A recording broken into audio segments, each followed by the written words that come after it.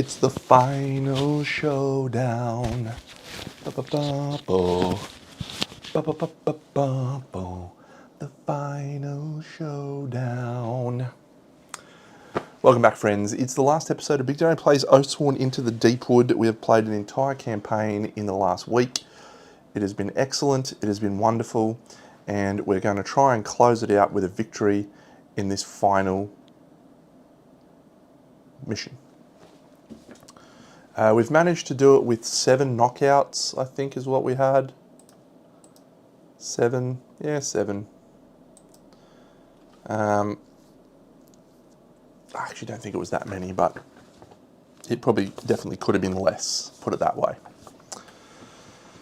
So we've managed to call the keening. We've managed to start this showdown. We're going to bring the final climactic showdown to a head. And let's do it. So let's read Instant Action Mode, Chapter 21, the final chapter.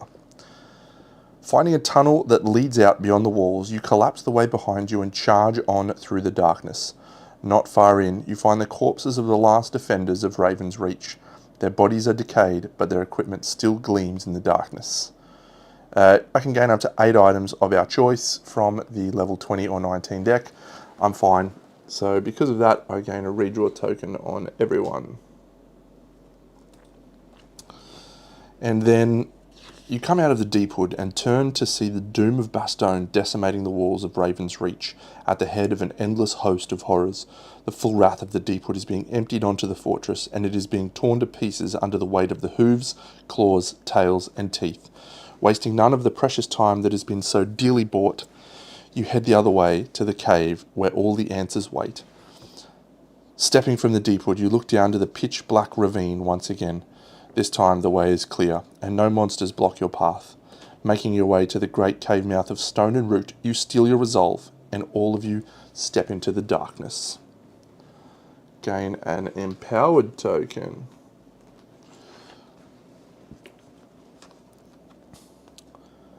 You shake yourself. Heading down the tunnel of stone and root, hallucinations form in the fetid air. Fiends you have fought, and things you have seen only in your nightmares slither and crawl towards you. Survival check, difficulty 5. Any Oathsworn that succeeds gains a defense token. The Warden fails. The Penitent man shall pass. Warbear always passes. And the Witch fails. That's fine. So the Penitent and the Warbear get a defense token. You shake yourself out of it. This is just an illusion, and you will not let it overwhelm you. The words that were spoken on the day you took the oath resound in your head like the drumbeat of war, giving you clarity and purpose. Today, you take your stand. Today, you join the line, the first and last line, the line of the glorious dead. None have broken it. Will you be the first? Moving deeper still, a terrible feeling of sickness and corruption washes over you, the world suddenly twisting away. The walls begin to close in around you as roots reach out to bind your arms and squeeze your chest, slithering into your eyes and mouth. You can feel the diseased tree inside you, crushing and choking, strangling you from within. Each Oathsworn performs a reasoning check. The Warden has not given up reason to madness. The Warbear has not given up reason to madness. The Witch has not given up reason to madness. And the Penitent has. So, gain a battle flow token for each person that passed. Excellent. Another illusion, and again the words of your oath come to mind. We shall not break. We join the line. We answer the call. We will stand and die, yet death will know our name. We are Oathsworn. 26 words that now define you. Together, you draw back to the surface and you gulp air. Then suddenly, the tunnel as it was is gone, the vision gone. As you look ahead, the tunnel has come to an end, and a vast cavern now lies before you. Great pillar-like deepwood trees suspend the expanse of the roof. Each pillar is clustered in amber nuggets that pulse to the beat of a great heart. Roots fill the cavern, and every one of them leads back to one central point. A colossal being tethered to one wall, its great back arched as it writhes in slumber as though in a nightmare. It was clearly an Addendri once, although it was now swollen to gigantic proportions, warped and twisted. Jutting from its chest is a huge amber boulder which pulses in sync with the veins on the walls. Looking closely, you see something move beneath its glassy orange surface. As you watch, you realize the roots do not just bind the creature, but emerge from it, every root finding its source in this being. Magnificent, isn't he? Samiel comes up behind you. Turning your weapons to him, he merely walks through them with a smile. You ask him who the creature is, and Samiel smiles. He was once the father of an entire people, a king, losing a war against the tree killers. He wishes to defeat his enemies, so I told him how. I was but a whisper when he first came to me, nothing more than a worm in the ear. I gave him what he asked for, though not quite the way he had intended. The smile broadens on Samiel's face as he turns to you. Now he is the father of a much greater kingdom, he says, raising his hands to gesture at the entirety of the Deepwood. You suddenly remember the tale you read in the Watcher's journal, the story of the war with the Addendri over the Life-Giver. It said the Addendri were losing that war when the madness came, wiping out their city, and in its death throes, the Deepwood followed. If what Samiel is saying is true, the massive Addendri buried beneath the earth here must be the cause of it all. This must be Karnus, the progenitor of the Addendri race and the source of the Deepwood as well. While Samiel speaks, you gauge the combat potential of the sleeping giant before you. Spot check difficulty 4.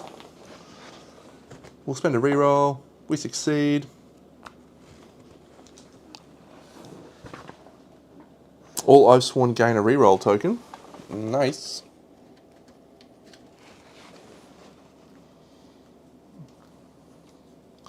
One, two, three, 4.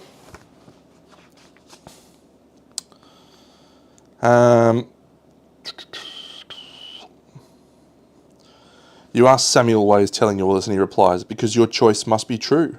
My lie has fed me well. Karnus drank from the life stream and the world died. An infinite stream of tortured souls flowed into him, driving him utterly mad, and I have groaned from that suffering within our friend here. Yet it is only the truth that can free me. A pure choice. Isn't that what this has all been about?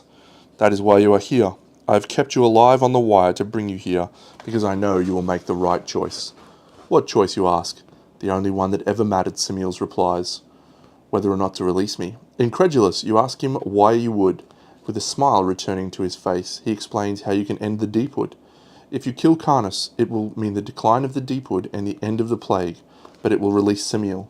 Or you can choose to keep Samiel bound, allowing the Deepwood to persist and the plague to continue. As an opportunity to end the plague and destroy the Deepwood is before you, all you must do is kill Karnus. But in doing so, you will unleash whatever Samiel is into the world. Something primal in you warns against this. Yet would you sacrifice Veren to stop him? He is clearly a being of immense power. If with one lie he could cause the breaking of the world, what would he be capable of free of his bondage? Could sacrificing Veren mean saving the rest of the world? You look into Samiel's eyes, seeking any sense of humanity. Some reason to console you if you chose to free him, but he is not hiding himself from you now. His eyes are black pits, and in them you see only death staring back at you. The roar of the returning hosts of beasts stampedes down the tunnel, rushing to the cavern entrance. You desperately hack at the stone and dirt and roots, collapsing the tunnel and sealing yourself inside. Looking at Samiel, you realize you were never escaping this cave. All you can do now is make the right choice and make your death mean something. The cavern falls silent as the world teeters on a knife edge. Choose one last time. Either free Samiel or keep Samiel bound. So he's either released or so we can end the Deepwood and the plague.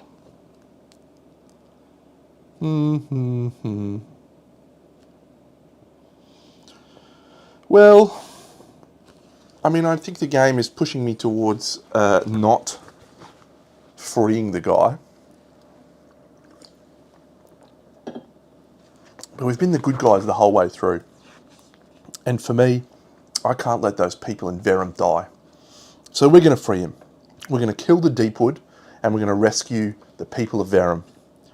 So we're going to free Samiel. We're going to write released on our free company sheet. The mystery box, the mystery chest is now opened to mystery chest 21 and we have this encounter to face off against. The guy is so big he does not even fit onto the board. Look at the size of him. The Mad Dreamer. I'll move him forward so you can see him.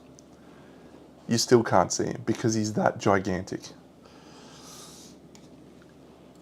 So this has a metric shit ton of little guys. I'm not sure that I'm excited about little guys, really.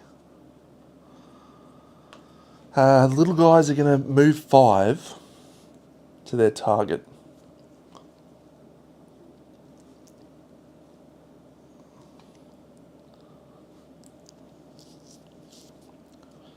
Okay.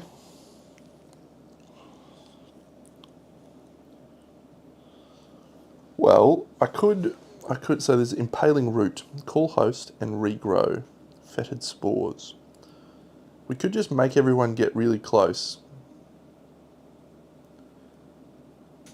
And then use a Witch Bomb to blow everyone to smithereens.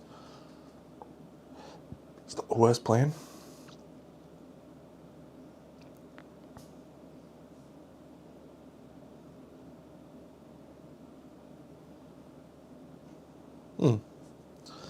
It's not the worst plan.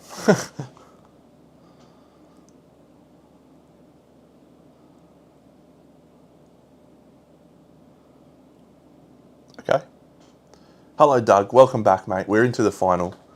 We're into the final showdown against this giant guy, and he's brought a host of little pests with him. There's rats, there's flies, there's spiders. This is what it looks like. He's fighting with 2 blacks, 2 reds, 2 yellows. He's only defense 5. He never needs line of sight. He loses 1 dice and he moves to stage 2. He's got a thing called Fetid Spores.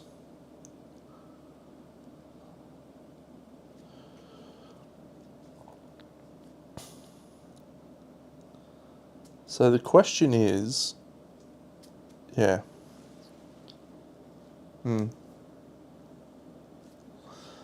All right. It might be best for us to literally just wait and let all of those little guys come closer to us and then have the witch do a nuclear bomb. So we're going to deploy like this and this guy here.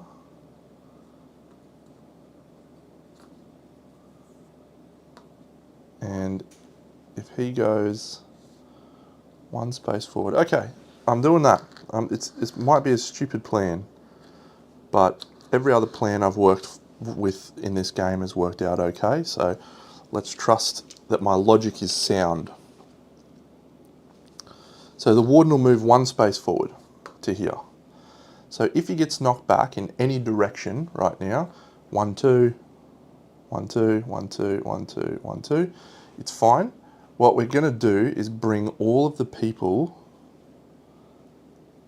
as close as we can to the warden. 1, 2, 3, 4, 5, 6, 7. Okay, so that's a problem because he needs to be the closest target. Okay, so if we put the bear there, if we get pushed southeast, okay, if we put the bear there, we're fine. Yep, excellent. Okay, so I am just going to use my, nothing. That's my whole turn.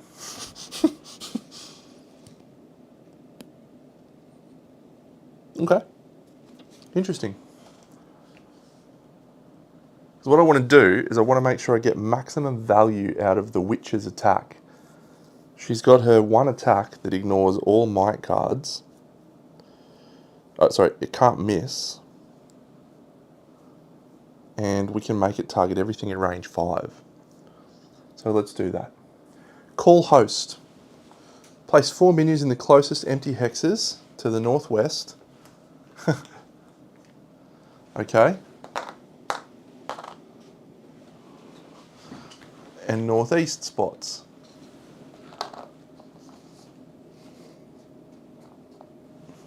Fun. Lots of little guys. Going to target us with an attack. It's unlimited range and it's knockback 2. We have 2 less armor on this attack, so it's going to be effectively armor 6. What's regrow? Yeah, nothing for regrow. We've got to kill 1 dice at a time on this guy. 1, 2, 3, 4, 5, 6. Do we play a defense card? I don't think we need to. We've got this to redraw, so a 0 is a good start. Oh, another 0. 1, 0, 3, 2, 6. So we'll just play a shield token, and that takes us to taking no damage from that attack. Oh, everyone's on 6 health too. No one suffered any damage. We've still got the plague, but it has no effect in the first round, basically. Okay, great first start. Great attack from that guy. He's then going to knock us back 2 in a random direction. If he's an absolute legend, if he's a top bloke, he's going to knock us back to the southeast. He's knocked us north. That's not as nice. Okay, and then he's going to do fetid spores. So fetid spores says, explode all existing spores. There's none. Place a green token under every Oathsworn that's on the board. Green token, green token, green token, green token. So they're going to explode, so we do not want to be on them. All Oathsworn on or adjacent to a green suffer an attack from the Dreamer. Cool. And that's it for that card. And so this card is not going to matter. Detonate.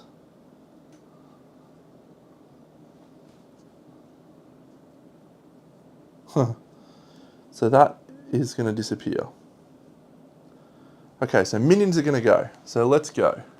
1, 2, 3, 4. 1, 2, 3, 4, 5. Okay. So now, hopefully the plan will come to fruition here.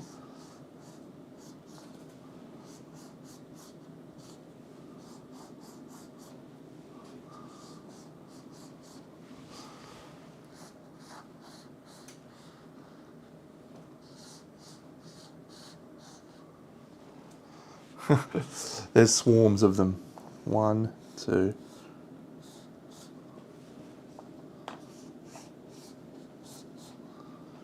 Okay, so this guy will go 1, 2, 3, 4, 5, and he's attacked the Warden.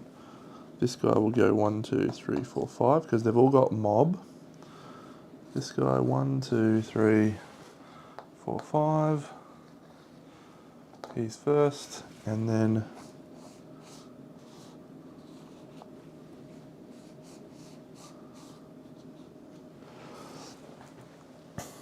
okay. Witchy poo. It's time to earn your keep. Okay, so the minions are a black. Yeah, it's full on. Look at that. I've got to check out the angle. That's awesome. There's freaking little idiots everywhere.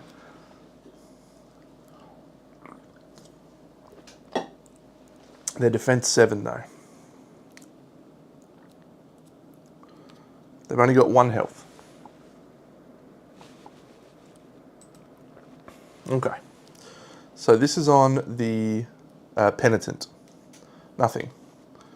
The Warden, 1, 2, 3, 4. So the Warden may play a defense card here. Do we want to play Hold the Line? Yeah, the Witch is going to have to lift her game here. Use instead of playing a defense card when attacked by an adjacent enemy. Yeah, we'll play Hold the Line. So 4 reds, or 4 blacks rather, average is about 3 per card. So we'll guess 12. We might guess 13 because there's been a few blanks come out. 12 would have been a better guess, but our defense is high enough that we still suffer no damage. There's a lot of 5s coming. Okay, it's now our turn. It's time for the Witch to, deliver on the promise that was promised. So she's going to spend one of her animus token. We should spend a battle flow token to move. So she's got to move 1, 2. The position I want to target with my spell is this central hex right here. And this is going to hit everyone within range 5. Within range 4 of the target, sorry. So 1, 2, 3, 4. 1, 2, 3, 4. 2, 3, 4. Yep.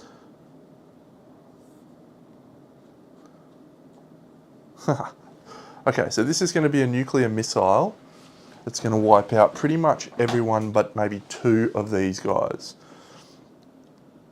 I've got a plethora of reroll tokens, so we're going to do our Firestorm. We're going to spend this, and we're going to use our Girded Regal Raiments. When you attack, the attack cannot miss, but you may not draw more than 4 might cards.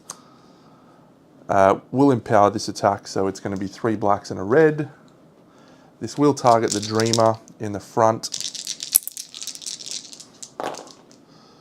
It's a good roll from the Witch. She's got 2 criticals on the black dice. Come on, Witch! Oh, okay, it's 15.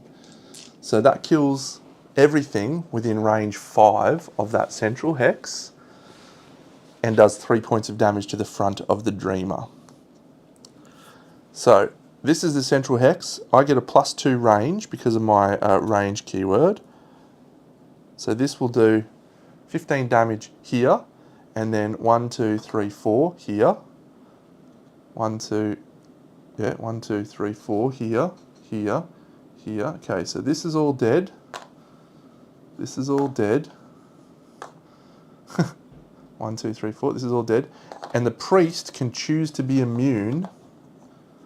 Oh, sorry, not the priest. The warden can choose to be immune to all attacks from the witch, and so he will choose to be immune. Okay, so it's from here. So 1, 2, 3, 4. So all these are dead. All these are dead. Now this is an interpretation here. 1, 2. Yeah, this is an interpretation from me, and you can tell me if I'm wrong if you think. I don't think I am. But this is what this card says. When you use an ability with the range keyword, add 2 range to the ability. Great. Perfect. This says, spend a combat token, range 3. This attack targets all hexes within range 2 of the selected hex. So I'm doing range 4 because it's adding 2 range to the ability. I think that's a correct interpretation. It may be wrong, but with that attack, we have just obliterated every single minion on the board bar 3. It's time to focus fire on the Dreamer! The witch has done a glorious job. Very proud of you, Witchy. So she'll move using an Animus token now. 1, 2, 3, 4. No, 4. And she's now going to attack the right flank dice using her other ability, which is a range 3 empowered attack 4 times. So we'll do that. Okay, so she misses, but we can use a reroll token, so she'll use a reroll token. And we'll use this to make that do 2 damage to this dice here. So that's down to 4.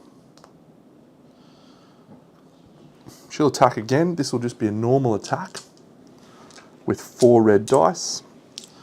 We could actually empower it. Yeah, let's empower it. Let's get the witch humming. 1 red and 3 blacks.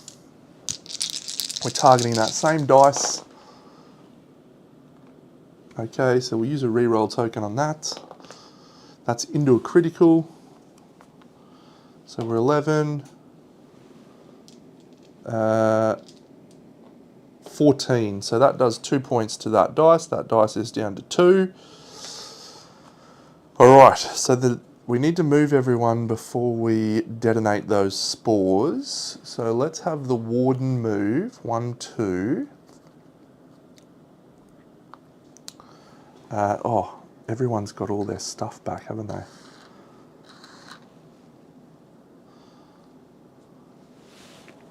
The witch has gone absolutely apeshit there. Yep. So yeah, the warden will move 1/2 next to that rat and off that thing. And then he'll just use a basic attack action. What's his cheapest attack? He's got a shield bash? No. We might just use guard. Actually, we'll keep that. We'll keep that. Friendly character may move 2. Yeah, we'll use our battle flow ability to move this around. And then we'll play as 1, which will battle flow both of these to here. Yeah, the witch went absolutely bunter. So this is 4 animus. We'll now play this to gain us 2 animus back. So this attack is going to go onto the rat, but I just got a free move out of the witch out of it, so that she's right up close.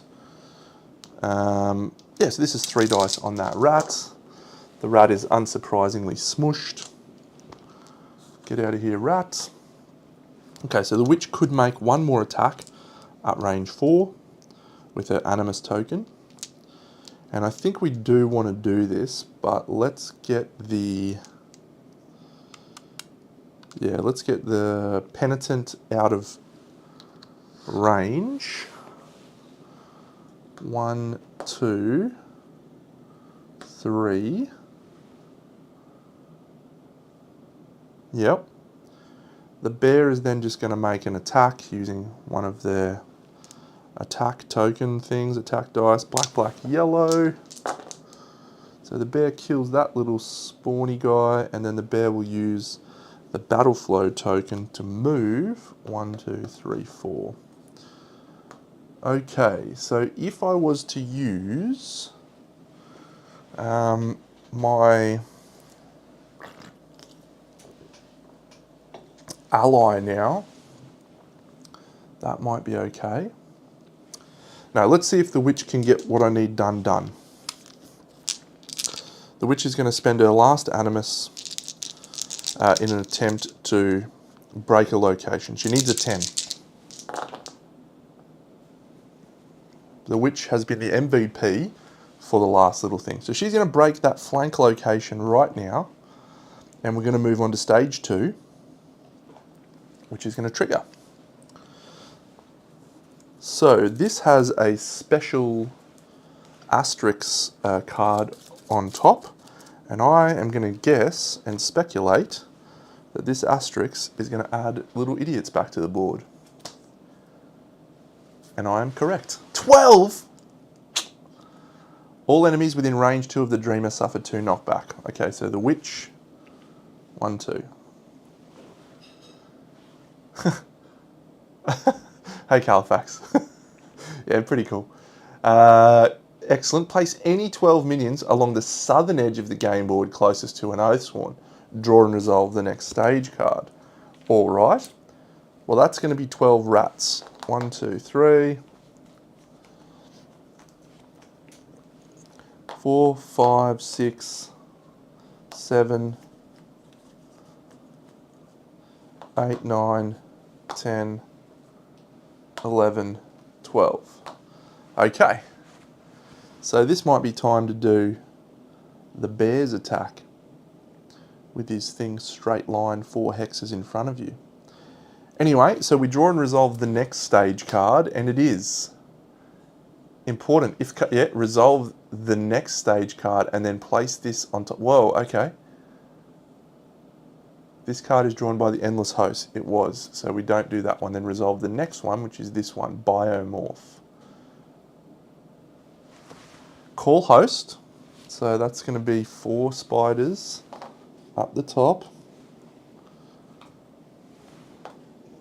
And 4 more spiders up the top. This is an endless wave of guys. We might be better off just focusing fire on the dreamer. Okay, add a tracker token to the 3 closest minions. From now on, these minions draw twice as many might cards. That's crazy. All right, I'll give them red. The 3 closest minions to the Dreamer. So this is 1, 2, 3, 4, 5, 6. And that one is 1, 2, 3, 4, 5, 6. Okay, so it's north then west rules. So it's going to be those 3 there. Those guys get extra attacks. Okay. So then it's going to attack our target, which is the person that broke the stage, which is the witch, and it's unlimited range, but this location is broken. However, I'm going to use the Warden's card over here, which is called Guard. Before damage is drawn against a character within range 3, you may move 2 towards this character. 1, 2. If you end adjacent, they can use your item cards and defense as their own. That also battle flows these 2 cards to here. Very good. So the reason we're doing that now, the witch is defense 10. 3, 2, 0. No defense needed whatsoever. This Dreamer has proved a little bit challenging. So I just did that this morning, chapter 20. I didn't struggle with that. Now that's making me wonder if I misplayed anything. I don't think so. I just focused on killing all the bodies before I attacked her and broke a dice, so she never did any attacks on us. And then when I got to the last couple of dice, it was pretty, yeah. And I was hitting defense 12 pretty regularly. I think playing companions, maybe the companions is actually the part of the game that I think breaks it slightly. They just have a huge burst turn where they can just do anything. Like the Warbear's about to go ballistic now. So, not sure. Okay, Wardens save the witch from any damage. Now, Fetid Spores is going to trigger. So all of those little green things explode. Do they kill minions? Kill minions. All Oathsworn on suffer an attack from the Dreamer. So there's none. Nobody suffers attacks there. But now we're going to have more spores. But we'll be moving very shortly. All right, and so this card is now on top. So what does this card do? Oh, he's also going to regrow this dice as well. So he's going to heal 2, so he's back up to 5. Yeah, you kill 1 dice at a time with this guy. Resolve the next... Yeah, call host. That did call host and regrow, didn't it? Yeah, it did. Okay. Unlimited range. This attack targets all characters within line of sight of the Dreamer. Draw once and apply to all targets. Well, I might just cop that.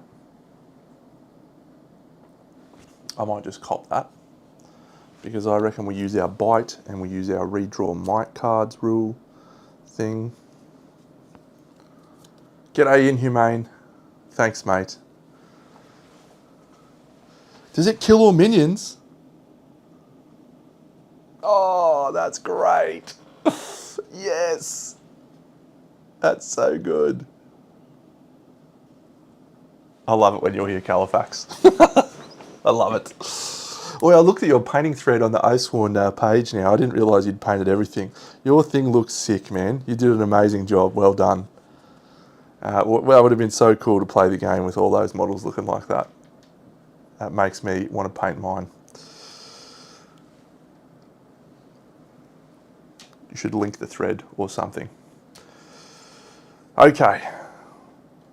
So now I think we just do Maximus Decimus Meridius at my command, unleash hell, don't we?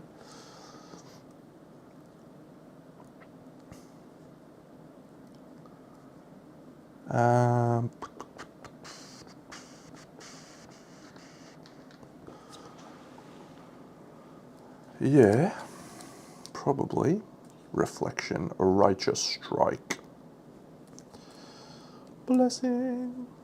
Repel. He's immune to knockback? Yep. Penitent strike. Does this guy not move? I haven't seen him move yet. Is he just... I suppose he's a big giant tree, isn't he? He probably doesn't move a lot. That would make sense. Yeah. I'll come to California. I'm planning on coming to Vegas soon to visit Verko's Vault. Same side of the country.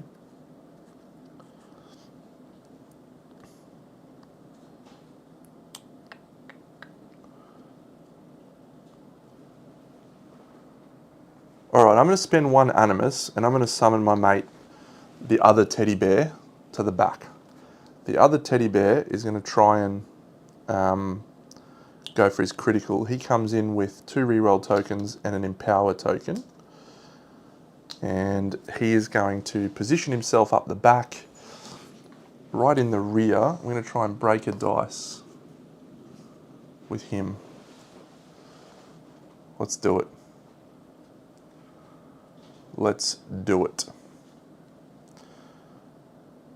He won't break a dice. Oh, he might. Maybe I should move everyone first.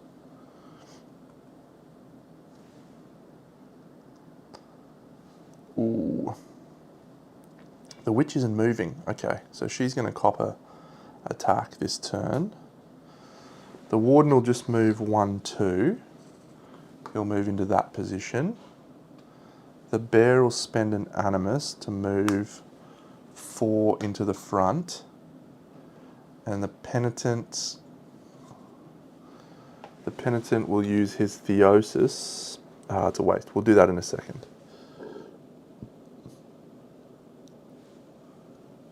He'll just move 1, 2 next to this little minion. Okay. So now we're going to bring Many Winters on. He's going to do an attack.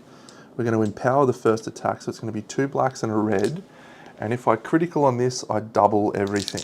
I just double it. So he could potentially smash 1 location.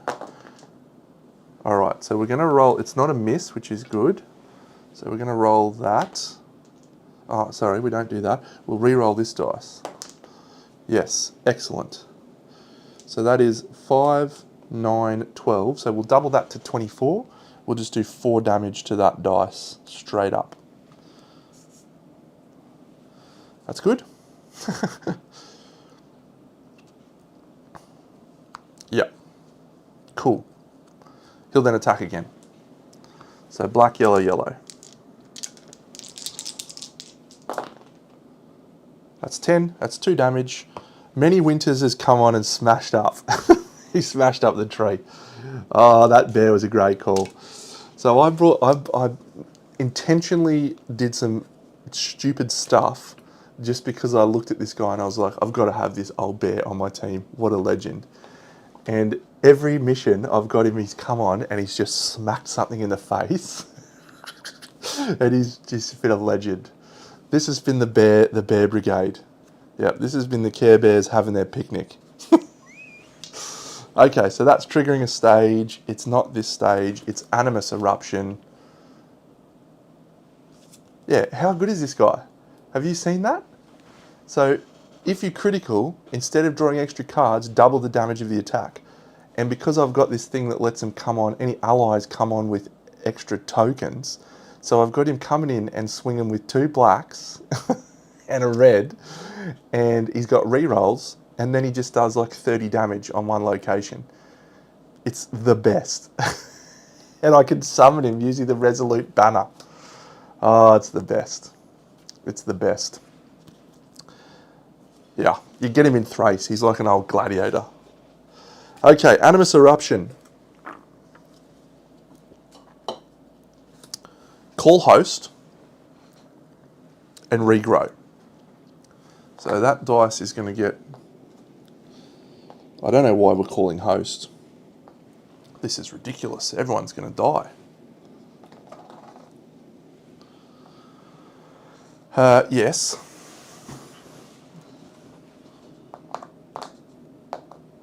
Okay. Done. Then regrow. This dice goes back to full. That dice is now 6. Then unlimited range attacks all characters within line of sight of the Dreamer. Draw once and apply to all targets.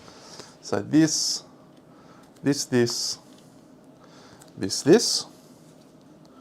and then he's going to do fetid spores. So the witch is going to cop a second attack, is she? Yeah. All right. So I don't think I need to play a defense card here. Yeah, he's fine. We may play a shield card here. So I don't want him to suffer any more damage, or any damage really. We'll keep his arcing strike. So yeah, let's play Shield Bash for its defense. Perfect. And then we might battle flow that card around. And then nobody else needs to do it. Okay, so the bear can bite if we need to. 3, 4, nothing, nothing, 3. That's 7. So we will leave that as is. Oh, the witch, yeah, she can't do anything. Okay, so the witch suffers a wound. Nobody else suffers a wound, but every minion on the board dies. That is in line of sight of the dreamer, I should specify. Yes. Because he drew 7.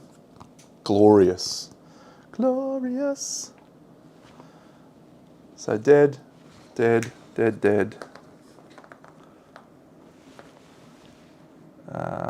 Is that guy dead? Yep. Yep. Yep. Yep. This is an awesome finale fight. This is awesome. Okay, dead, dead, dead. This little guy behind the tree here is not going to die.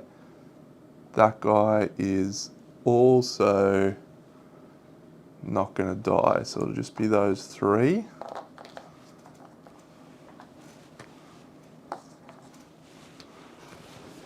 And then, well, it's probably just to make you feel like it's not overwhelming. All right, there's 5 minions left on the board. Fun. Then this explodes. So the witchy's going to take another attack. And this time it is all cards. Yeah, this could kill the witch. She's got a defense token, I suppose. Because I haven't drawn a 5 yet on the blacks. Blank 3. Ridiculous. Okay, 8, 10, 15, 18. So yeah, that's 1 token to take her to 2 wounds. So she goes down to 3. All right. The next attack from the Dreamer is going to be a punishing one. So Toxic Core. Call, host, and regrow. Cone, range 4. Knockback 2. It's interesting. He doesn't move, does he? He's just a tree. So if you get behind the guy, you're okay. Fetid spores come back. Oh, hang on, you don't do it unless it's a reaction, do you? Oh, if it was drawn as a reaction, only perform step 3.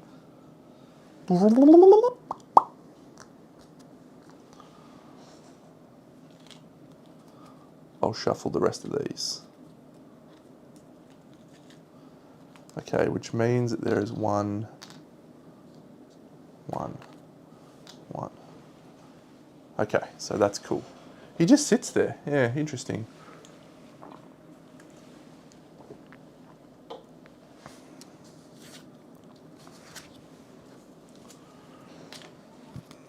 Oh, no, that one goes here.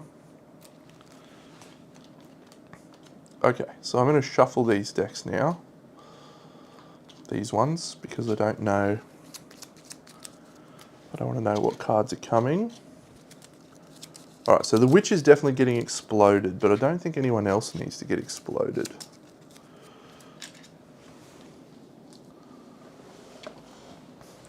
This is our situation. Lots of those little tokens getting ready to get blowed up. All right, so the war bet, we probably just try to break the core.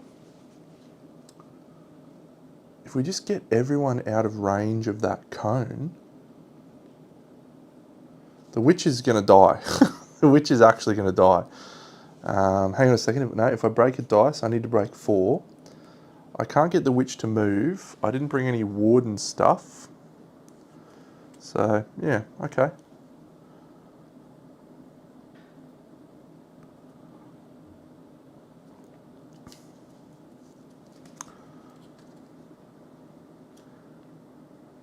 So,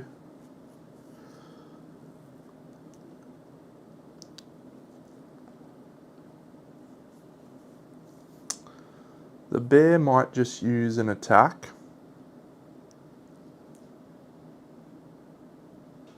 Can't throw, so we'll just use a normal attack. Black, black, red, yellow. Okay. Crit on a red, a black, and a yellow. Okay, another crit on a yellow and a red.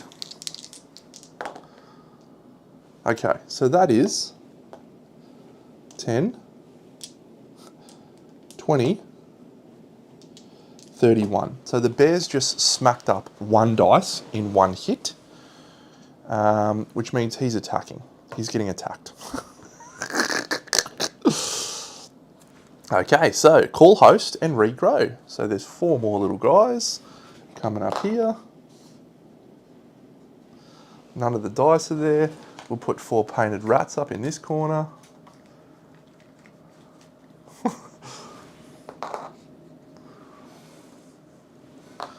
Okay. And then he's going to attack in the core. So this is a full attack.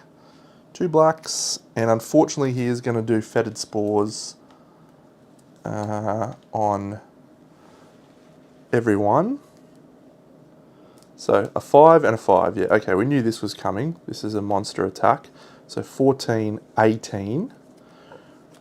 We'll use the bear's bite to take that down to 15, which is 1 damage on the bear and 2 damage on the witch.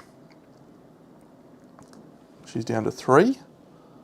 Then he's going to do fetid spores. That is just going to basically stay exactly as it is, because when you do it as a reaction, you don't do anything else. We've done 3, removed 3 dice. All right, so the bear should just go ballistic here, shouldn't he? And try to break the next location. That was a good roll. Yeah, so let's just go ballistic. We can't knock him back.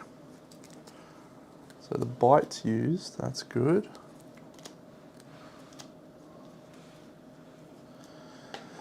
Yep, the bear's going to use his half dark iron plate to attack again.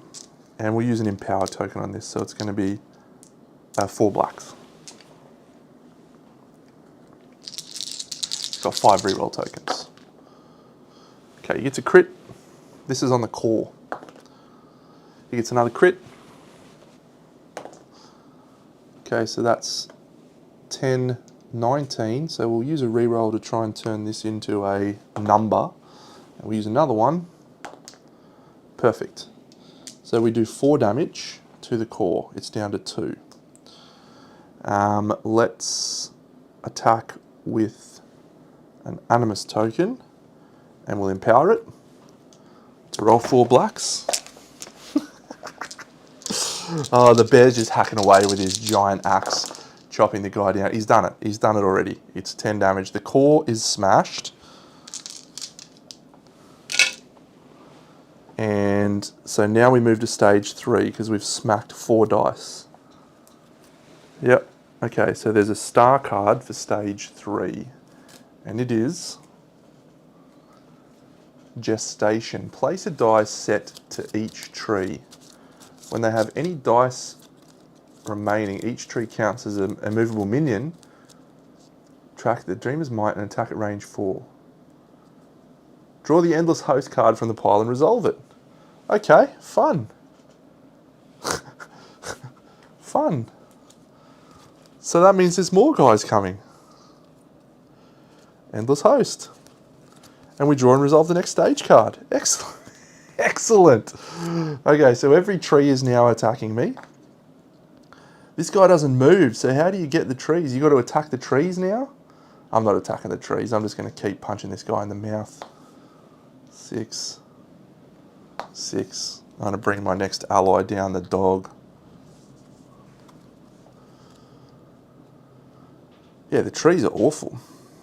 Okay, so all enemies within range 2 of the Dreamer suffer knockback 2. 1, 2. 1, 2. And he just goes 1, 2. Many guys. Perfect. So, yeah, the bear is going ballistic. Place any 12 minions. 1, 2, 3, 4, 5, 6, 7, 8, 9, 10, 11, 12. Okay, so that's done. All enemies suffer knockback 2, done. Draw and resolve the next stage card. Gestation. Place a hit dice on each tree. They have 3 armor, the Dreamer's Might, and attack at range 4. Draw the Endless Host card from the discard pile and resolve it. Okay, so I'd probably just try to kill 1 or 2 trees and then focus on that side. He's only got 3 dice left though, so the Penitent might be able to get close.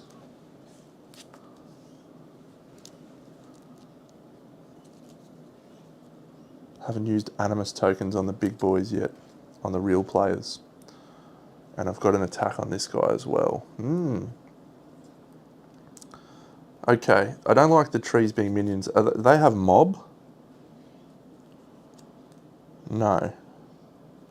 So the trees will choose a target, so that'll spread the damage around.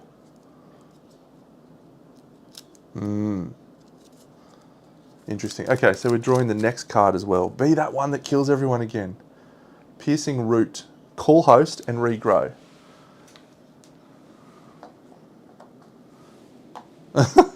There's enemies everywhere. Oh, the witch might be time to use her thing.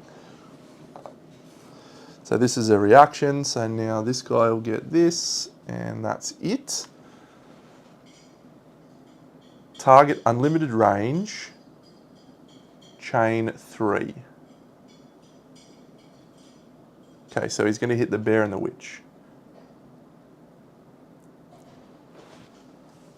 Piercing Root. So there's 3 level 3 cards left. This is a very fun fight. I like this a lot. So it's going to target the bear because he broke the location, and then it's going to chain to the witch, and then it'll chain to the warden. Okay, so the witch could die here, which would be terrible. I'd like her to use a little nuclear missile at least one more time. But, c'est la vie. So the bear, yeah, so we're drawing this attack. Now on a chain attack, this is broken. You go to the next lowest might card, or you discard the highest might card, lowest might card each attack. So 4 blank, oh my god, 7.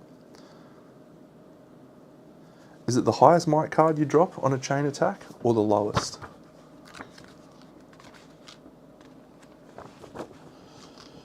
Chain attack, attack, attack. Ignore the lowest numbered might card, not including blanks. Okay, so the witch suffers no damage, the bear suffers no damage, and the warden suffers no damage. Okay, let's go. Nice attack. Okay, the bear's just got to get off the fetid spores, I reckon. We just run everyone as close to the top as we can. Let the witch die. And then just hack it to pieces. Probably the best option. What's the next card say? Oh, it's Animus Eruption. Oh, we just trigger that and kill everyone again. Oh, love it. Okay, let's do that. The penitent man will pass. Not today. The Penitent is going to use his 2 Animus tokens to get up to 4 free Animus. He'll then use this Theosis, which costs him 1 Animus, goes into slot 2, to battle flow a card and move 2. He doesn't want to move 2. 1, 2. The bear's just going to move using his last Animus. So that's the bear's last free Animus attack, but he does still have an attack from his Storm Spire. So we'll go 1, 2, 3, 4. And yeah, he moved 1, 2. Excellent. The Warden needs to move as well. 1, 2, 3, 4. The Warden hasn't got a free move, has he? No. Oh, actually, I think he does have a thing that lets him move. Heartseeker, no. No, he might have already used it. Okay, so he'll spend his 4 Animus tokens to move 1, 2, 3, 4.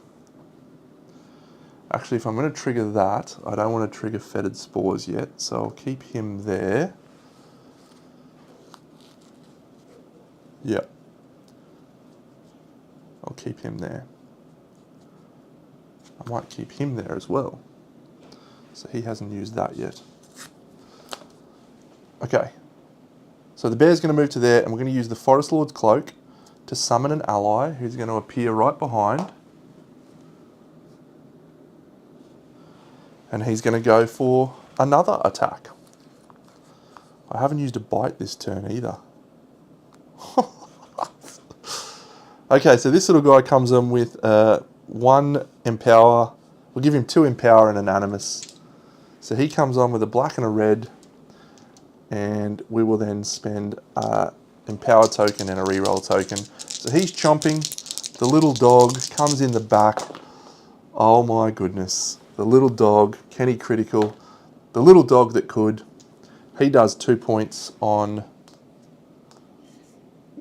one of these flank locations, and then he'll attack again and he'll empower again. Little dog chomp, chomp, cha chomp, cha chomp. He gets 1 more. The dog's done 3 points of damage. Well done, dog. The bear will use his Storm Sire attack, and this is his last free attack. So we'll empower it. It's 4 blacks. He needs to get 15 points of damage. Ooh, we will reroll. I've got 4 reroll tokens, so there's 1. Reroll. Yeah. Reroll. And reroll. Come on, Dano. Oh, has he got a thing? We got 1 more, so we reroll a 3. Oh, he comes up 1 short. Okay. So the bear has done 2 points of damage, leaving that dice alive on 1. That's a shame. That's okay, though. So who do we want to go? Probably the Warden.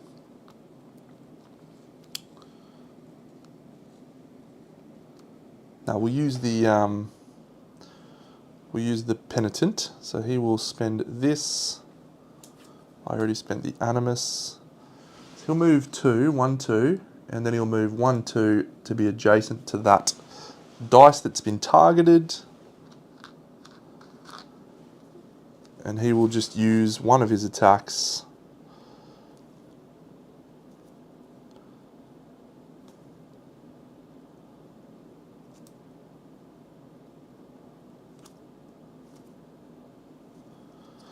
We'll just use Repel as an attack. 1, 2, 3.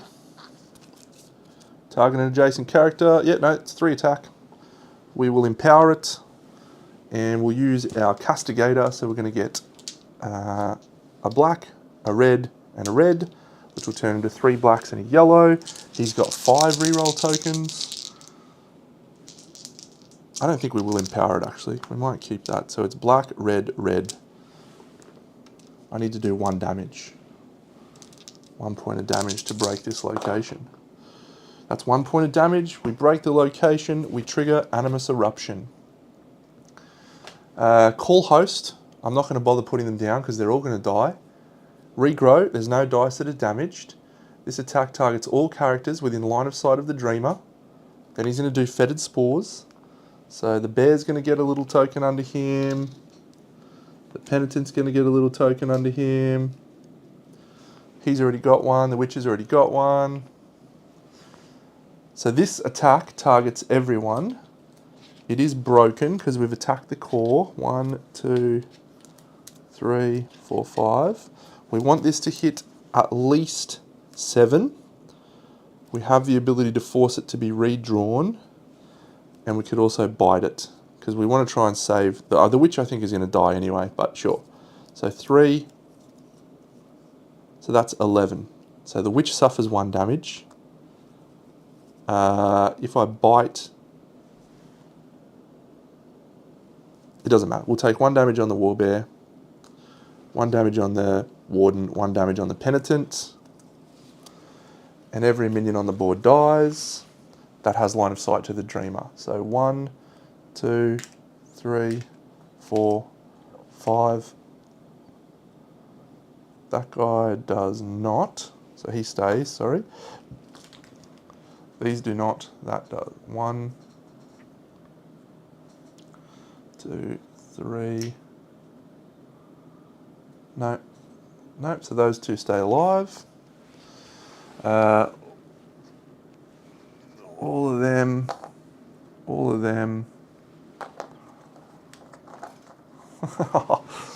Animus explosion! All of them.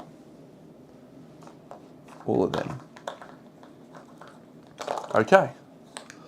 So now, does that mean the trees also get attacked? All characters. The trees count as an immovable minion. So sure, the trees get attacked as well.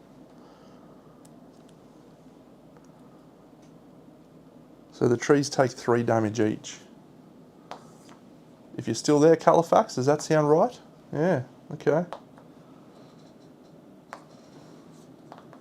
Well, that's interesting. Yeah, so the Witch is going to die because I can't spend any tokens to get her to move unless I can kill the tree in this round. And that's not out of the realms of possibility. Entombed. Place each Oathsworn ally in the closest empty hex to the nearest tree with a die. Okay. Each character placed this way cannot move or perform chain or charge through attacks until the closest tree has no health left. Cool.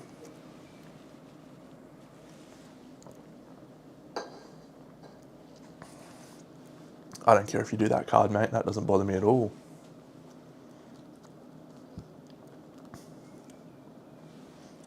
Alright, the Penitent. He's going to go for it.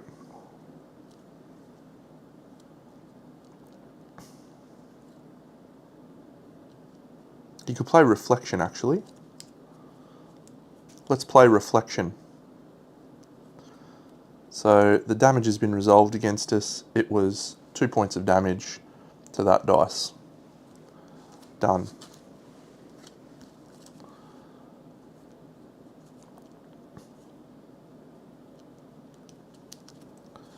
He's going to play an Righteous Strike.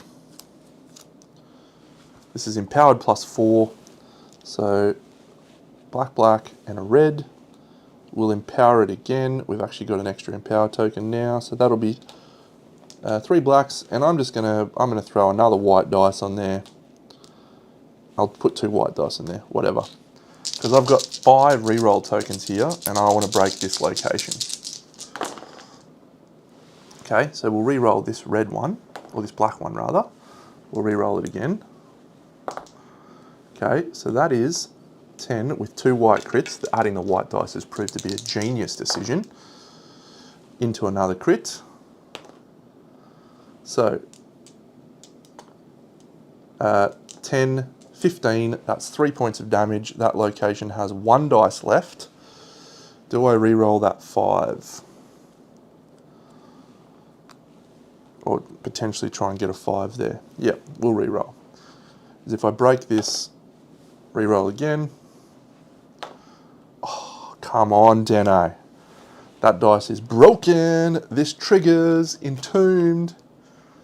Call, host, and regrow. Everyone comes in. Place each Oathsworn ally in the closest empty hex to the nearest die with a tree. So those two guys go there. He's already in one. She's going to go to there. And this guy will go down to here. Fetid spores. Everyone gains a token underneath them. It's going to be a big explosion this turn. If this card gets off, because it might not even get off.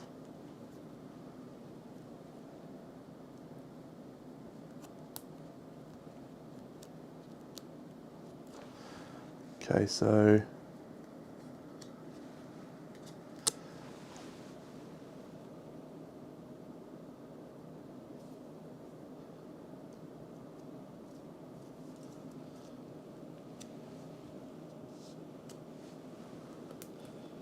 this guy is gonna probably not have enough animus to finish it off.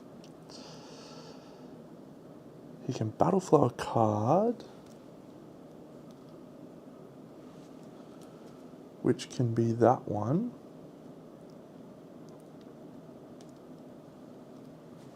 I've done all my summons, I've done all my attacks from the bear, I've done all my attacks from the witch. The witch and the bear both have no movement left. The warden has one single dice to try and break. So we just go for everything, don't we? He's got 4. Oh, he can battle flow a card. All right, I think we're okay here. He's going to battle flow this card to here. Yep. And then he'll battle flow a card for free. And then he'll move 1/2 into position against this guy.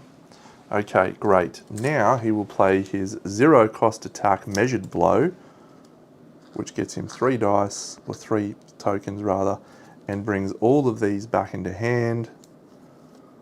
He's got 2 attacks now. I think that's all I needed. 2 attacks. So he's gonna make hay while the sun shines. He's gonna roll 4 black dice by empowering this and adding a white dice. All right, Deno. If you can roll 30 damage, you win the entire campaign, kind of. Okay, that's 12. So we'll take that. That's 2 points of damage. So this next attack, we're going to play our armor, which gets us 2 tokens back, and then we're going to play an attack. So we're pouring everything into this last attack, and it's an attack called Hold the Line. It's an attack called Heartseeker. If you're attacking an enemy hit die and you're in the flank, treat the target as having 2 less armor. Yes! 4 blacks. We'll roll. I've got 2 empowered tokens. I'll make it 5 blacks. He's only armor 3, so I need to hit 12 in total. I've got 3 reroll tokens. Is it crazy to go 5 black dice? It probably is. I only need to hit 12. I'll just roll 4 black dice. It doesn't matter. It doesn't matter at all. You could have rolled 100 black dice, Deno. You legend. That's 14. The warden, using his heart-seeking attack, stabs right through the heart of the freaking tree. It would make sense if you were using an axe, warden. I was going to give him an axe, but no. No, that's glorious. I did that in round 2. The amount of allies that appeared on the board was ridiculous. That's an epic finale. That's an epic finale. Okay, so I might put together a review video for this game, because I have some thoughts, and having now played through the campaign. And Califax will understand me more than anyone else when I say this. This game is not hard enough. That's my problem with this game. It is not hard enough. And the way that they increase the difficulty, to me, is a very,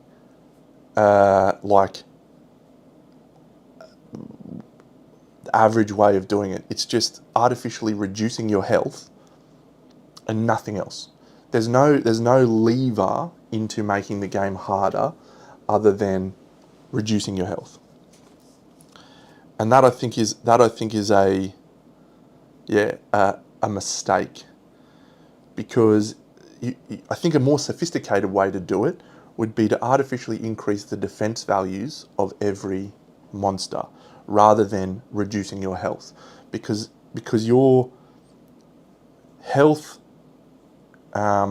is such a small amount that all that happens is, yeah, okay, cool, your guy dies, and then you bring on an ally, and you just get into this point where, okay, cool, my one final remaining Oathsworn just runs away, stays alive, and we send in the allies to finish the job. It creates this play pattern that I don't really like. Whereas if you were to artificially add to the defense values of every monster to increase the difficulty, I think that is a much more engaging thing. And those numbers, you can see here the difference of armor 6, defense 6 versus 5. She's still alive on 2 health because that one extra point. And doing that against the boss would make it a lot more challenging. Now, there's some missions where that doesn't work. The guy that's got 12 armor, the Ogre of Thrace, and a few other things where it doesn't work. But I do think that would be the way that I would lever the difficulty. Or alternatively, just put a thing on the encounter page, the difficulty levers on there. I dislike the health reduction. My second is not frustration, but it's just, and it's the way the game's designed, the constant influx and outflux of weapons and equipment. I get attached to characters, I get attached to equipment, and I don't like having to constantly change it. I sort of dislike having to learn a character like every showdown. Oh, cool, I've got to figure out what this character does again. So anytime, it'd just be nice if that selection of stuff maybe stayed relevant for just a little bit longer. And I'm not sure if that's possible with the way that the game's designed. That's not really a complaint. It is cool seeing new gear every round. But yeah, the difference, it'd be nice to be able to use more cool gear. The weapons are cool, the armor's cool, the gear I don't find myself reaching for very often.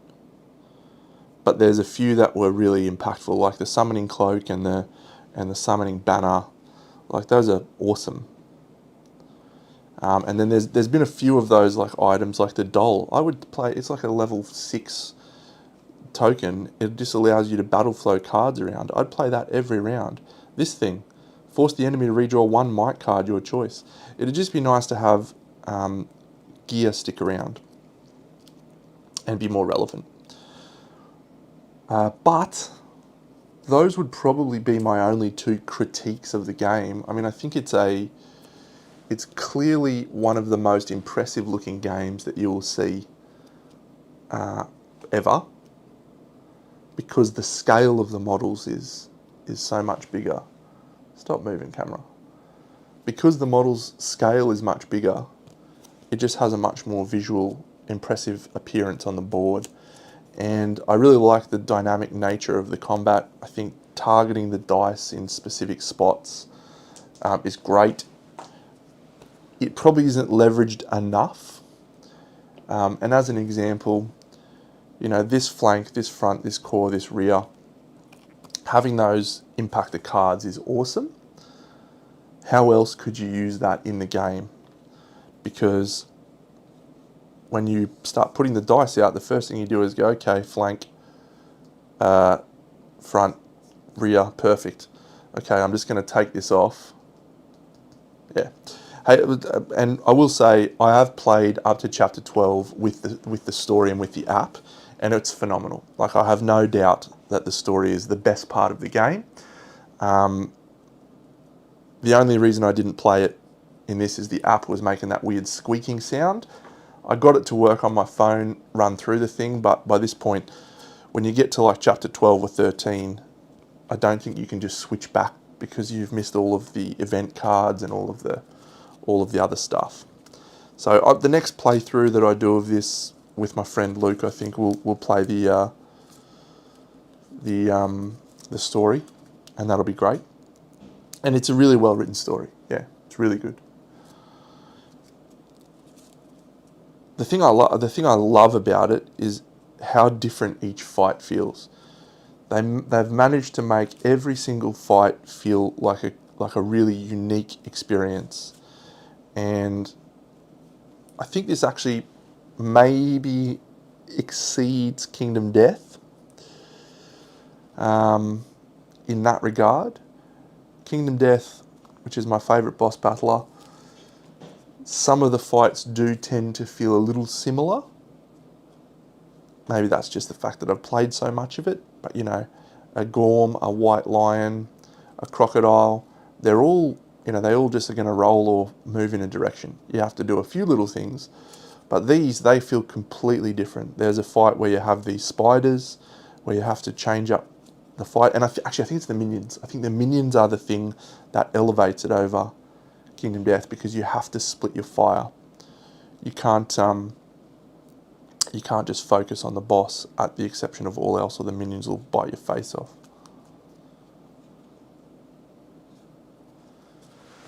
Thanks, Doug. Thanks for joining me on most of these episodes as well. As I said, it was really cool to have someone watching and chatting around. I played through every character in this playthrough except for the Blade and the... No, is that it? I think I played through everyone but the Blade. So that was fun. The characters are quite dynamic, really interesting. We went into full tank mode in the last few fights, and that was really cool. Just shielded up, defended our way to victory.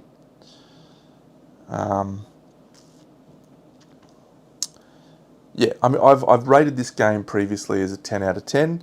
It's definitely a 10 out of 10 for me. Whether or not it's a 10 out of 10 for other people, I could understand reasons why people might not enjoy it as much as I have. But the positives of this far outweigh those minor gripes that I have. Like, it's just a really great game, and I think if you wanted to, I think this sits at just like a nice middle level of complexity. I think it's probably like, I don't know, what is BGG rated actually? Is it like 3.5?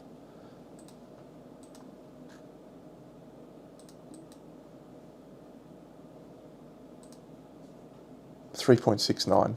Yeah. That's absolutely pretty much bang on. Is there? That's excellent. I'll have to speak to them about giving me those toys to paint earlier as well. Again, let me do some more videos for you guys. That was fun. I don't know if you knew that, Califax. I got them early. I got the models early to do those videos, which was cool. So they released just as people were getting the game. So that was great. Toby! No, hey, oh, good to see you, mate. Thanks for joining.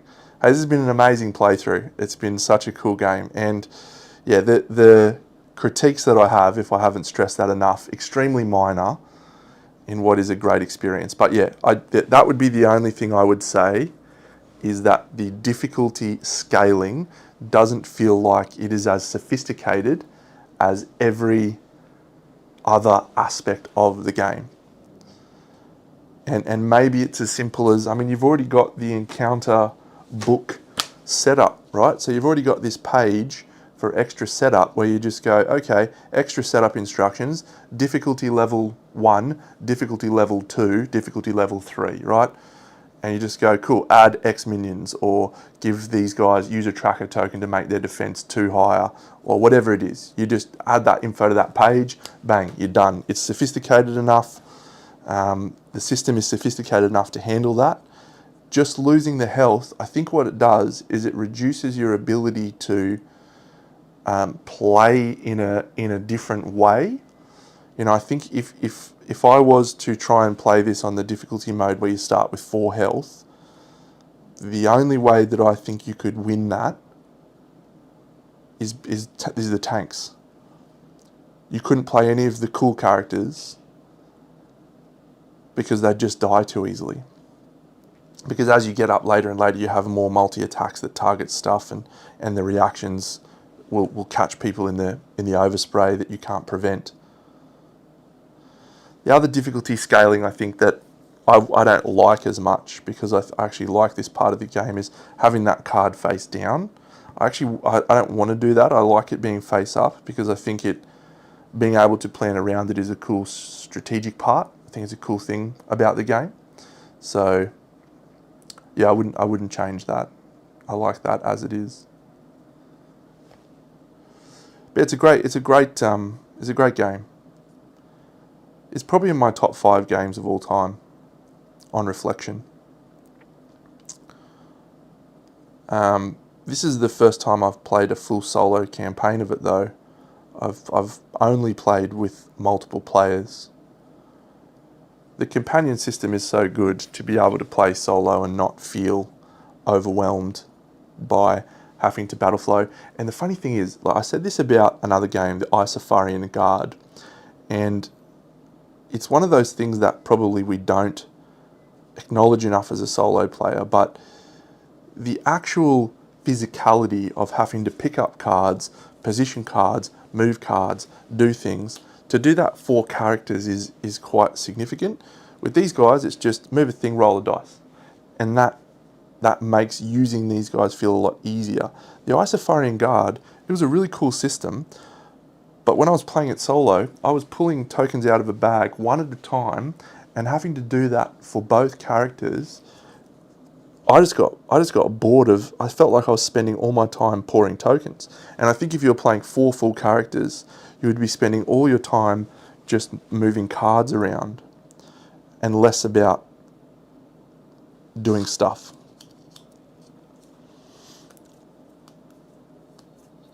So yeah, I think that's a tick for the companions.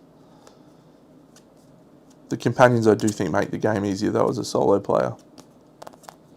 I think their ability to have a burst, turn is a problem. You should maybe they have a limit to the number of animus tokens or action tokens they can spend in a turn, because I feel like these guys do 1 or 2 things really awesome. These guys have 1 turn where they do anything they want, and then for the rest of the game they're just like these guys. The Witch and the Warbear every game were so good. Just so good. The Warbear in particular was just hurling people all over the place and knocking minions down and biting people in the face. But yeah, so here's a couple of the scenarios required you to run around and free soldiers, and the companions break those scenarios, because I had 2 or 3 animus tokens, and so I would just run all the way down and free all these guys in turn 1. So I think the Ancient Worm scenario, which you can go and watch, in turn 1 I'd cleared off pretty much every soldier. And that's just because of those guys. So none of these other characters can do it, except for the Avi Harbinger, by the way, but that's cool. That's part of her shtick. But the Warbear was as fast as the Avi Harbinger and freed every soldier that there was on the board. She just went... So either you need to limit the number of times that they can spend animus tokens, or just accept that that's great.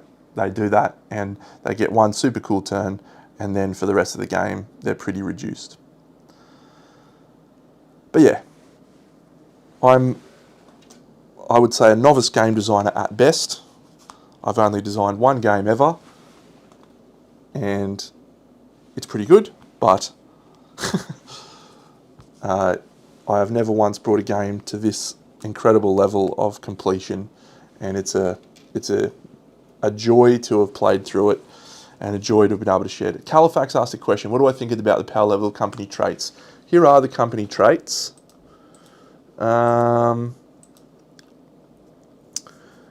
Yeah. Yeah. So probably every time I play through this game, I'm going to go the following options. Scavenger, Endurance, Herbalist, True Grit, Tough as Nails. Those are going to be the first 5 things I choose. Every time. My perspective is probably skewed on these ones down here. Bushcraft, Quick-Witted, Keen-Eyed. Because I always roll well enough to not need redraws. Not always, but I certainly feel like I have a skew towards rolling well. And so, and you get redraw tokens throughout the game. You can get enough redraw tokens through the story that you just use those. So, I'll tell you what would be a better option, I reckon. For Bushcraft, for Keen-Eyed, for Quick-Witted, make them a natural +2. Don't give them a redraw, just make them a natural +2. That would then make me seriously consider those, because the number of times that a spot check was on a 5 or a 6, making that a 3 or a 4, that would make them feel more worthwhile. I would take those. Yeah, and I think that's absolutely the right approach in this game. I think the story is the absolute pièce de résistance of the game, and should be celebrated, and people should be able to get through it and experience it. Yeah, and I haven't talked about this as well. I'll probably do a review video where I'll talk about this in more detail. Maybe the instant action mode's great. I would never have done it if not for the issue that I had with the app making a squeaking sound every time the beautiful James Cosmo's voice was coming on the thing. But this was good. This was actually, it was well written as well. It was a nice amount of text, just enough to get you in the headspace. And yeah, really, really good. So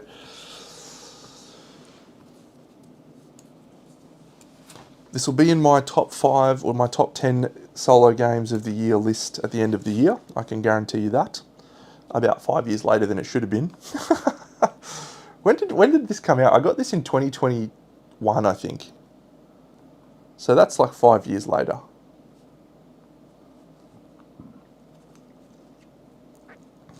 Anyway. It was a wonderful experience. Thank you, Toby, for your efforts on the game and for bringing it to life. It's an amazing game. I love it.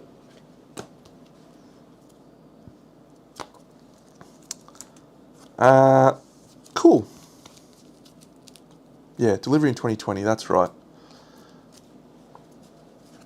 That was a wild time, wasn't it? I can't imagine that was easy for you guys either.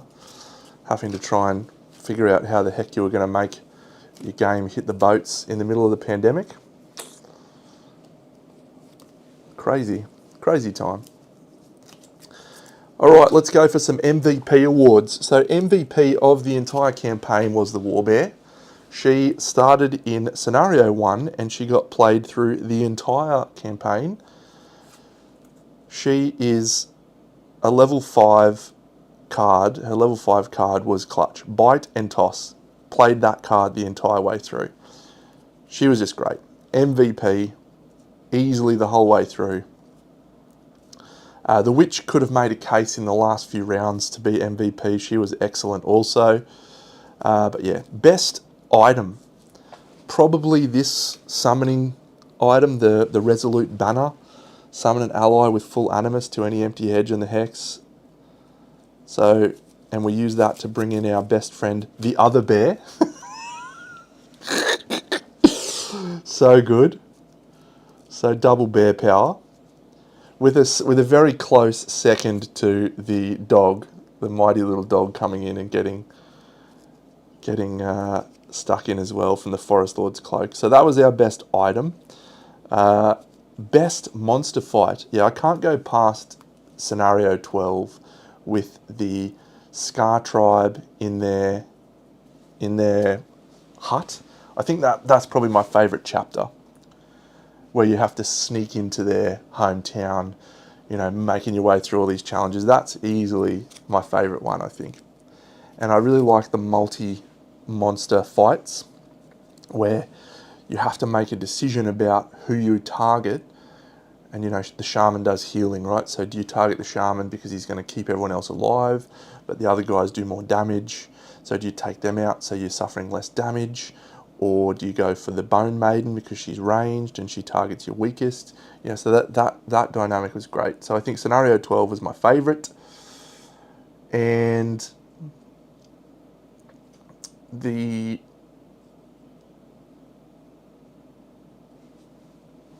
favourite full character that I played.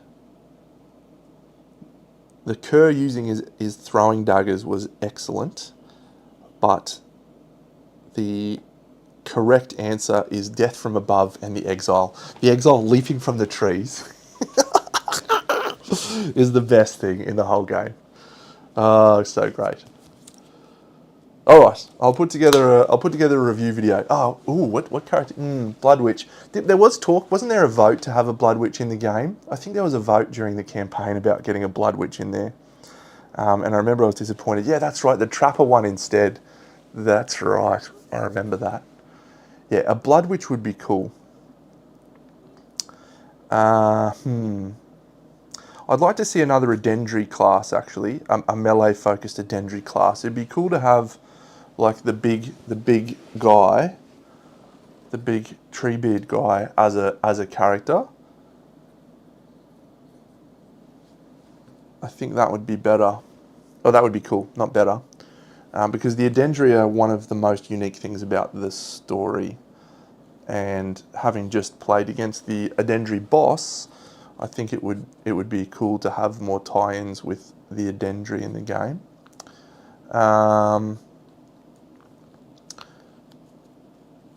Yeah, blood guy. The Blade's obviously a gladiator from Thrace. It'd be cool to have another Cistercian character, like the Vindicator. He's a cool character. So it'd be cool to have like a Vindicator in training or something like that, because they're quite cool. The Priest is he's obviously that, but maybe someone a little bit more like him. Maybe that's what the Penitent is, I guess.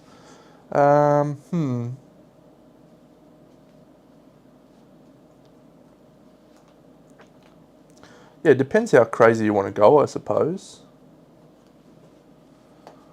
I've always enjoyed characters that have multiple models on the board. So the Grove Maiden's great for that, but the Sentinels just sort of stand still, and it'd be cool to have something a little bit more dynamic. The Huntress is what I imagined that would be like, but the Hawks don't really do anything. You know, they sort of just, they go to a board and then they're not interacting on the table. It'd be cool to have like a Beastmaster that has some captive dogs and sends them out. Scar Tribe Shaman would be good. You could make the Scar Tribe Shaman the Blood Witch. That'd be sick.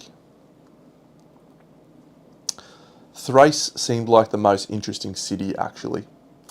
I'd love to go and spend more time in Thrace. It'd be cool to see what happened. Anyway, I'm just going to finally read the epilogue for chapter 21. Here is another great... Yeah, the artwork by Dongjun is the best in the game. Thank you all. The epilogue, yep, I'm actually not going to read it. I'm going to save that for people that haven't played it themselves.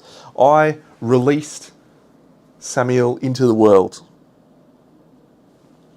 We'll see what that does in Oathsworn 2 into the Deepwood Take 2. Although in my version of the game, the Deepwood has been destroyed. So excellent. A Beastmaster would be sick. Yeah, do a Beastmaster with a couple of dogs out there chasing That'd be cool. More war bears. More war bears would be good.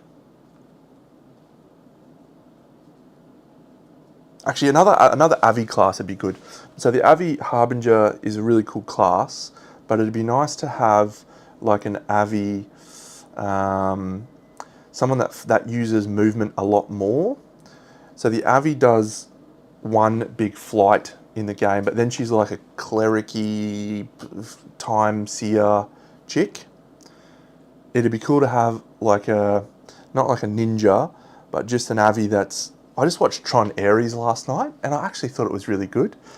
But it'd be cool to have a Tron Ares type Avi Harbinger, because the Avi seem like they see into the future, right? So the Avi Harbinger, or the Avi, would be able to like predict the right moves, and so would be able to be very fast and good in combat type of thing, which is what Tron Ares was like. He was able to predict stuff. And anyway, that's a wild tangent from me. That has nothing to do with the game. It was just a better movie than I expected it to be. But yeah, have an Avi, like a combat-focused Avi that's able to use gear to be a little bit more combat-focused, two-handed weapons, and then like uses a lot more movement. So cards that let her move every turn, move 2 spaces, attack, move 2 spaces, attack. That'd be fun. Like a really dynamic movement-based character. Yeah, that's probably a slight gap. There's no character that does a lot of moving around. You do have to be a little bit slow and steady. Anyway, I did choose Death over Darkness. What a cool option. It is very much a game where you live in the grey. So I doubt that anyone makes the right choice. Yeah, special perks would work, I think. I guess that's what these tokens are, but they don't feel super. Everyone ends up with the same lot, don't they?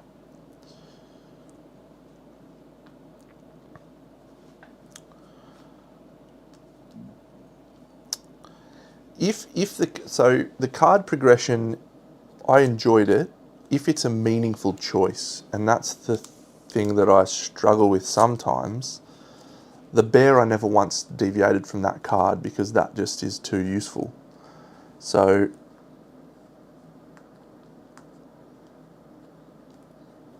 if the choices that you get from the character's deck upgrades are meaningful, then it's good. And I feel like it's because once I selected the 7 cards that I wanted to play with each of my characters, I did not once change those decks in between a mission, because I felt like the ones that I had were the right mixture that I wanted to use, and they were mostly just the most flexible options.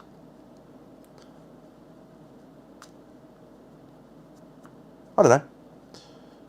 I'm hesitant to try and talk about changes because I've just had one of the coolest gaming experiences of my life. So I played through the whole campaign in a week. I absolutely loved it. My missus is filthy at me. And yeah, it's been great. What a great way to spend a week off of holidays. And after that, I've gone through, I've filled all my bases on all my models now. So all of them are filled. So they've got nice weight on the board. I can put magnets on them if I want. I don't have to though. And I'm going to start painting these characters as well. So I'll have a fully painted game very, very soon. All right, that's going to do us, friends. I'm probably going to be back playing another game tonight, maybe in about 3 hours, or maybe I'll paint some models. I'm not sure. But you might see me back on playing something else. Amazing experience. Thank you all for sharing it with me. I will put together a review video and some cool shots of the game. It deserves all the accolades that it's received, and it is absolutely in my top games of all time. So thank you all. Have a great week. I'll catch you all again soon. BigDenoPlays.